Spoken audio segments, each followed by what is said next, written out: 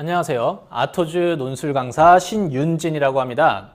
자, 한양대 상경 파이널 선택한 학생들 많은 고민이 있을 거예요. 어떤 고민이 있느냐? 내가 과연 한양대 상경을 풀어도 되느냐? 한양대 상경을 지원해도 되느냐? 요거 고민하고 있는 학생들도 있을 테고, 아니면 이미 원서를 지원한 학생들은 그 어려운 수리 논술을 어떻게 접근할 수가 있을까라고 하는 부분에 대해서 고민하는 학생들도 분명히 있을 거예요. 자, 그런 학생들한테 희소식 하나와 슬픈 소식 하나를 전달을 해주겠습니다. 기존의 75분 문제 풀이에서 한양대가 90분으로 시간을 늘렸어요. 그러면서 1번 문제가 인문 논술이었고 2번 문제가 수리 논술이었죠. 1번 문제가 500자에서 600자로 증가를 했습니다. 그 다음에 수리 논술은 뭐 그렇게 크게 달라진 점은 없어요.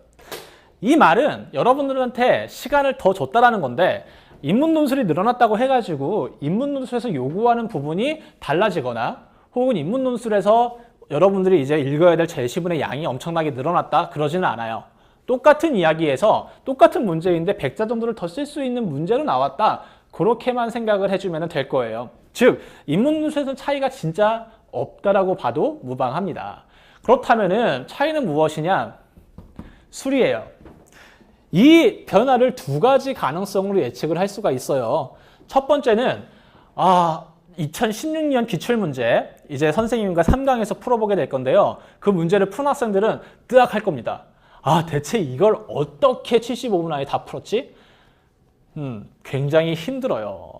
즉 어떤 이야기가 되느냐, 수리 문제를 다 풀 수 있음에도 불구하고 시간이 없어서 다 못 썼던 학생들을 위해서 시간을 한 15분 정도 더 줬다라고 이야기를 할 수도 있어요. 근데 2017년도에 모의고사 나왔던 문제를 1강에서 풀게 될 텐데요. 그걸 보면 알겠지만 시간이 늘어난 거를 그냥 허투루만 늘리지는 않았습니다. 여러분들이 써야 될 이야기들과 풀어야 될 조건들이 조금은 더 늘어난 부분이 될 수가 있다라는 거예요.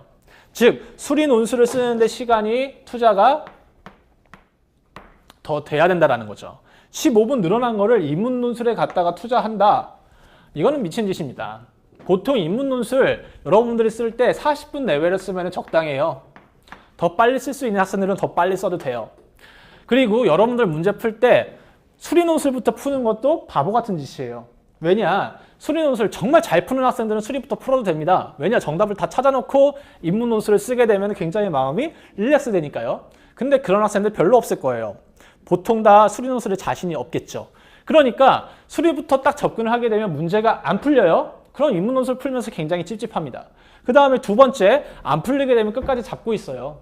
그럼 인문 논술 쓸 시간이 굉장히 줄어들어요. 반면에 인문 논술은 잘 안 풀린다고 하더라도 시간 안에 맞출 수는 있거든요. 그러니까 여러분들이 한 40분 정도를 목표로 잡고 하면 플러스 마이너스 5분 내에 다 마무리가 됩니다.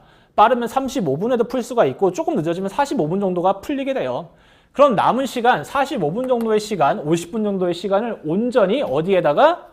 수리 논술에다가 쓸 수가 있다라는 거예요. 그러니까 가능하면 먼저 인문 논술부터 풀고서 수리 논술로 들어와 주기를 바라요.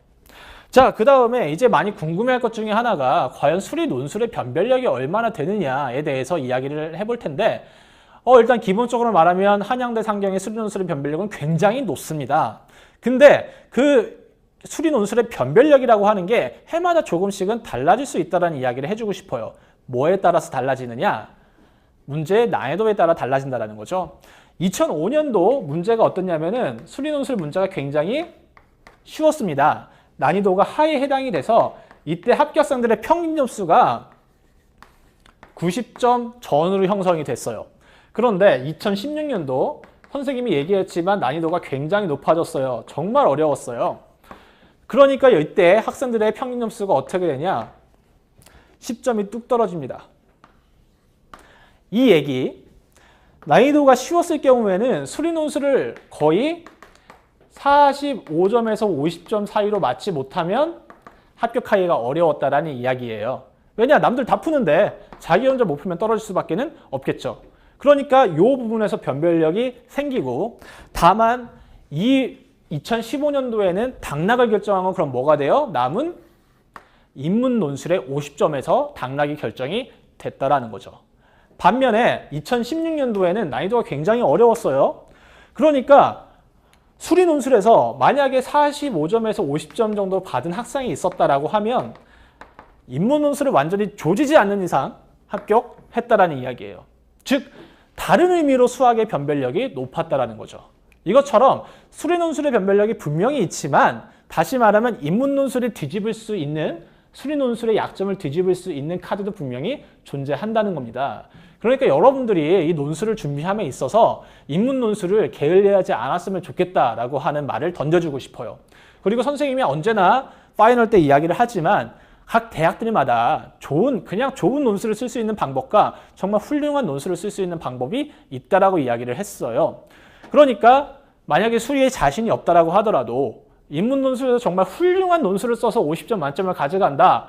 그러면 수리 논술에서 약간의 삐끗함이 있다고 하더라도 뭐 문제에서의 조건 몇 개를 못 찾았다고 하더라도 분명히 합격할 수 있는 가능성이 생긴다는 거죠.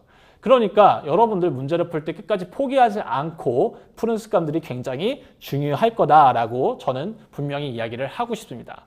그러면 이제 수리 논술에 대해서 중요한 점이 무엇인지, 그리고 인문 논술에서 어떻게 하면 더 훌륭한 답안을 쓸 수 있는지 이런 것들은 수업 시간을 통해 하나하나 설명을 해주도록 할게요.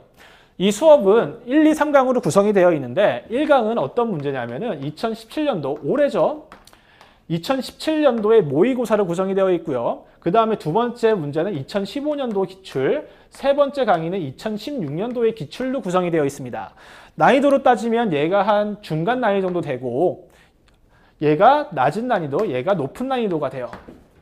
근데 여기에서 약간 조금 선생님이 양해를 구해야 될 게 무엇이 있냐면 첫 번째 1강에서 풀 문제와 3강에서 풀 문제는 별로 얘기가 할 건 없습니다. 근데 2강에서 풀 때 얘에서 풀어야 될 수학 문제가 행렬에 관한 거예요. 근데 이 행렬에 관한 거가 요즘에 여러분들이 배우지는 않아요.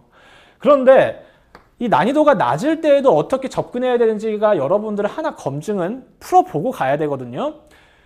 근데 이 한양대가 참 미친 학교여가지고 어떤 문제를 뒤지더라도 정말 난이도가 그것보다 쉬운 문제가 없어요. 그래서 어쩔 수 없이 이 문제를 가져갈 수밖에 없을 것 같아요.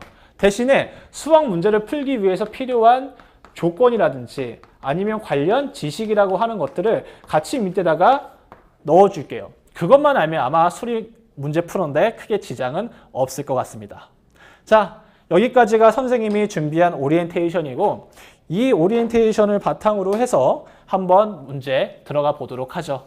여러분들 선생님 수업 듣기 전에 항상 문제 풀고 그 다음에 수업 듣는다는 것, 그거는 잊지 말기를 바랍니다. 알겠죠? 열심히 해봅시다.